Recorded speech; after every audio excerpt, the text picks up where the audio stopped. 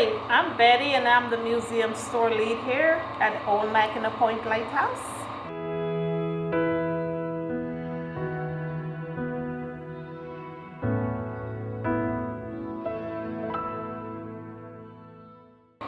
And we take care of tours and stuff like that. And I can give you a little history about the lighthouse here. Okay. So you're here, you'd go inside to the keeper's quarters. The bedrooms are on the second floor. Science and technology on one half of the building. The other half is a housing how they live. And if you want to climb the tower, you can go to the first room on the right, go right around to the rope at the base of the tower. The keeper will take you up. As long as you have secure shoes and you're over 48 inches. It's 40 right up here to the tower. And then we have the movie theater for you to watch 2 movies. They run in a loop. One movie tells you about shipwrecks, another movie about tower tour. And then we have the Straits of Mackinac Shipwreck Museum, which is right over there. And we have the foghorn demonstration, which the lighthouse keeper will be doing. Have a nice visit. So welcome to Old Mackinac Point Lighthouse. My name is William. I'm one of the lighthouse interpreters here.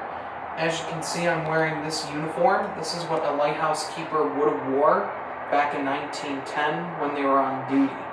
And that's the year that we depict here, is 1910. Now, Old Mackinac Point Lighthouse was built in 1892. That's 132 years ago. And it was built to warn the ships of the shallow waters off of Old Mackinac Point. You see, the water out there isn't very deep. So it's very easy for a ship to get damaged, sunk, or stuck on the shoreline. And so it's the job of our lighthouse to warn ships to stay away from those shallow waters. And you can see them right outside the window. It's the light blue water that you see out there.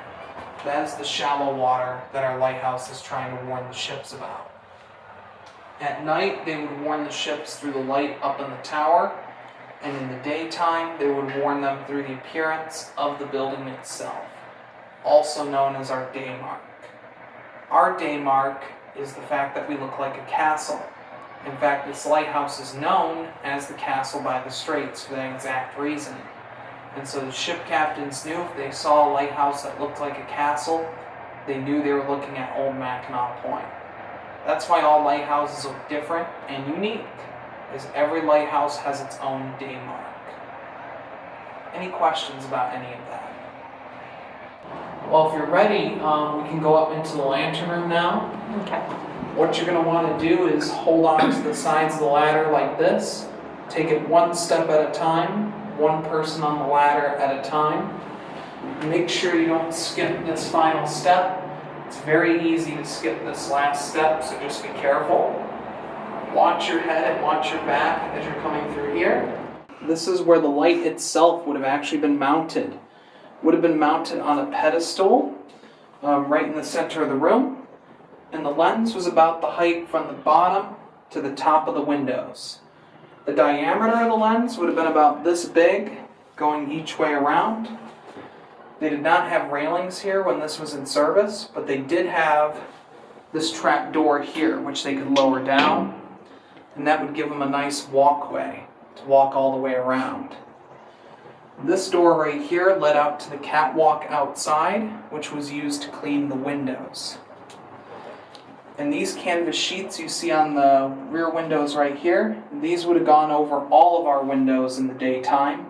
And that was to protect the Fresnel lens from sunlight, which could actually damage the lens, because they used a special glue or caulking that if it was exposed to sunlight, it could actually begin to crack, which could destroy the lens. Now, we're actually lucky here today. We actually have a freighter going underneath the Mackinac Bridge right now. Judging by the silhouette, that's either the Arthur Anderson or the Philip R. Clark. Because I believe the third ship, the 𝙨𝙖𝙧𝙚𝙚𝙦, I think she's still in layup down in Ohio.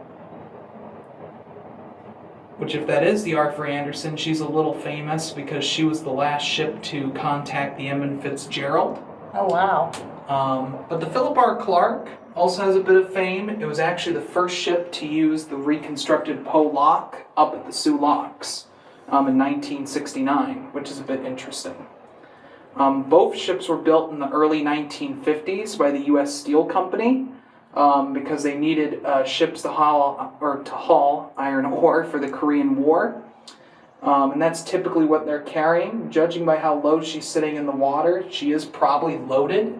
So she might be making a trip maybe with some iron ore or coal or something. Don't know for sure. But she's been in service for quite a long time, either the Clark or the Anderson, whichever one it is. But back to the inside of the lighthouse here. Right here is where these vents here, there's one on each corner.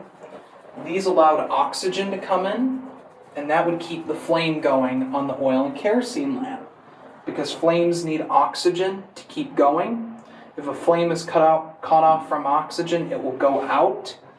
So what they would do is when they were ready to snuff out the light in the morning, because you would obviously not want that going during daylight hours, you would turn the knob, which would cover up the holes, snuffing out the flame on its own.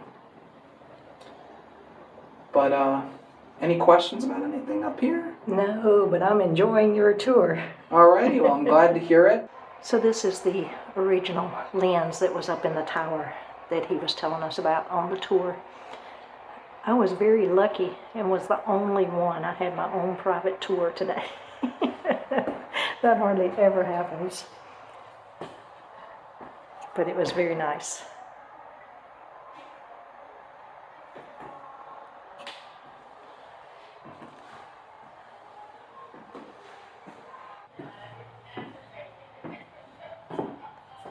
That's the other entrance to the sitting room.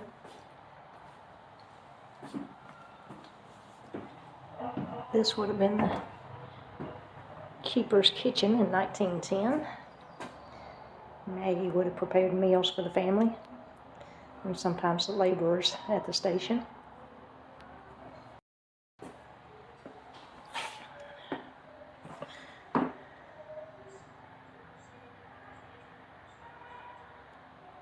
I bet she could whip up some good old biscuits and gravy.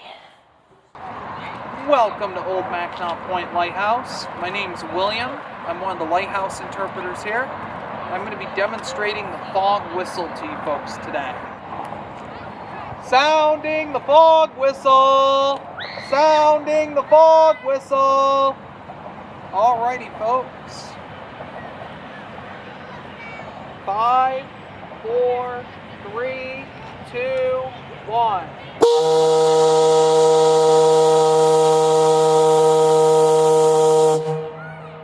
I remember years ago, something missing in my soul, chasing highs yet always feeling low.